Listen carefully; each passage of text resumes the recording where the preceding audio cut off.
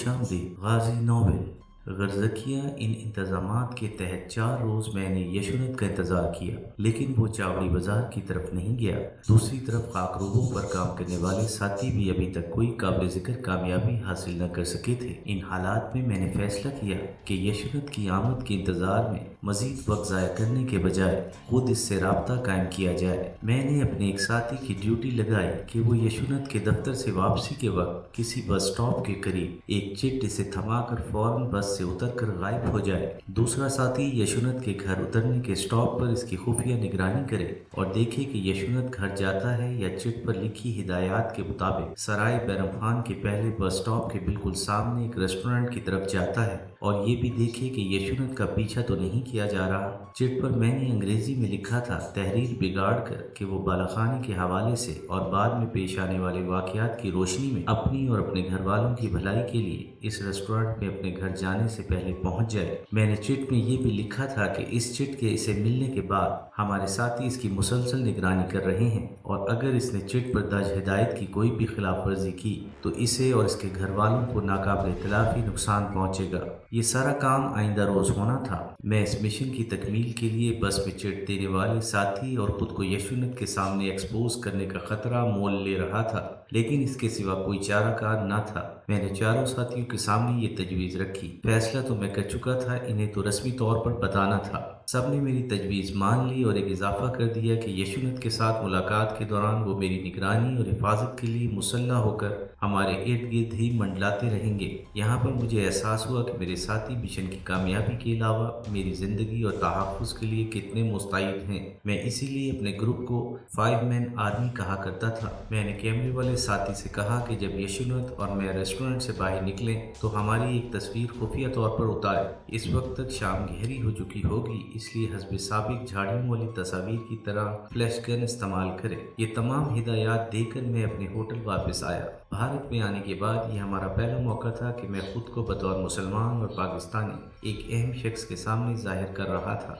इसमें कामयाबी और नाकामी के बराबर मौके थे। मैंने अपनी तरफ से हर मुमकिन पेशबंदी कर ली थी। चिट मिलने के बाद यशुनत को कोई मौका नहीं दिया गया था कि वो हमारी इस मुतवक्का मुलाकात का अपने अफसरान को बता सके, लेकिन ये भी ऐन मुमकिन था कि यशुनत को नीम बेहोशी की हालत में झाड़ियों में अपने साथ पेश आने वाला वाकया याद आ गया हो और इसने इसे अपने अफसरान को बताकर इन्हें चौकन्ना कर दिया हो, और वाकई के दूसरे रोज से हमारे आइंदा इक़दाम को नाकाम बनाने और हमें ट्रैप करने के लिए यशुनत की हिफाजत और निगरानी पर कुछ लोग मामूर कर दिए गए हों। ऐसी सूरत में पेश आने वाले हालात से मैं बखूबी बाखबर था, लेकिन मेरी छठी हिस्स ये कह रही थी कि अपने मकसद के हसूल में हमें कामयाबी होगी। तरबियत के खात्मे पर मेरे सीनियर्स ने जो रिपोर्ट बिग बॉस को भेजी थी वो मुझे भी दिखाई गई थी। इस रिपोर्ट की आखिरी सतर मुझे अभी तक याद है।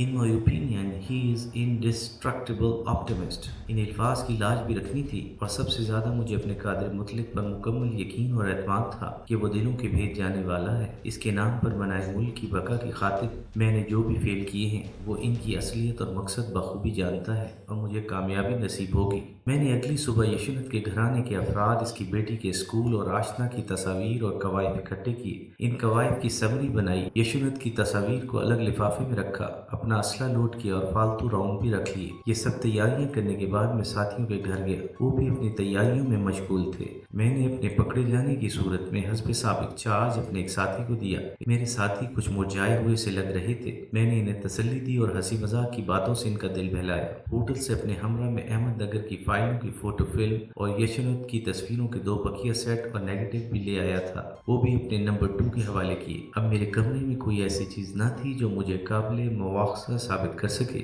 आखिरी हिदायत देने के बाद मैंने साथियों से रुखसत चाही।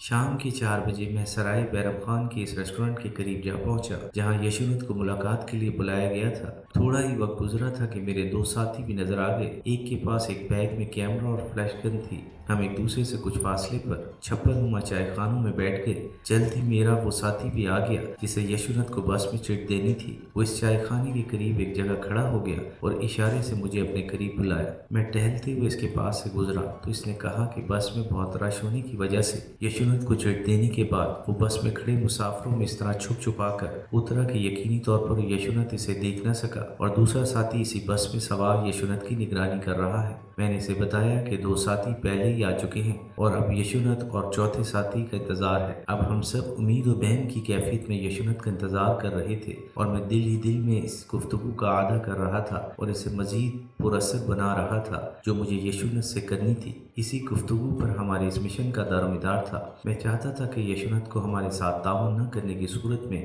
اسے مستقبل کی جو اسی ریسٹورانٹ کے باہر سے شروع ہوگا اس کے گھر کے تمام افراد کو اپنی لپیٹ میں لے لے گا۔ بھیانک صورت دکھاؤں کہ اس کا بریکنگ پوائنٹ ٹوٹنے اور مدافعت کے خاتمے کا نقطہ آ جائے اور وہ ہمارے ساتھ تعاون پر آمادہ ہو جائے۔ ایسی صورت میں اس کی حفاظت کے علاوہ مالی فوائد کا بھی لالچ دیا جائے۔ میں اپنی ہونے والی گفتگو کے پیچ و خم کو مزید درست کرنے کے لیے اسی چھپڑ ہوٹل میں ایک اونٹ میں بیٹھ گیا۔ 6 بجے کے قریب میرے ایک ساتھی نے ہوٹل کے سامنے سے گزرتے ہوئے سیٹی بجائی۔ میں نے اس کی طرف دیکھا تو اس نے سر ہاں کے انداز میں ہلایا۔ یہ یشونت کی آمد کی اطلاع تھی۔ شام کے بڑھتے ہوئے سائوں میں نے یشونت کو مردہ قدموں سے ریسٹورانٹ میں داخل ہوتے دیکھا۔ اس سے کچھ فاصلے پر میرا ساتھی جو اس کے تعاقب میں تھا نظر آیا۔ میں چھپڑ ہوٹل سے اٹھا اور اس ساتھی کے قریب سے گزرا۔ اس نے سرگوشی میں کہا کہ یشونت اپنے گھر سے پہلے ایک سٹاپ پر اتر کر سرائے بہرام خان کی بس پر سوار ہو گیا تھا۔ میرا ساتھی بھی اسی بس میں سوار ہوا۔ کوئی نگرانی نہیں ہو رہی۔ ایپیسوڈ 20 اختتام پذیر ہوں۔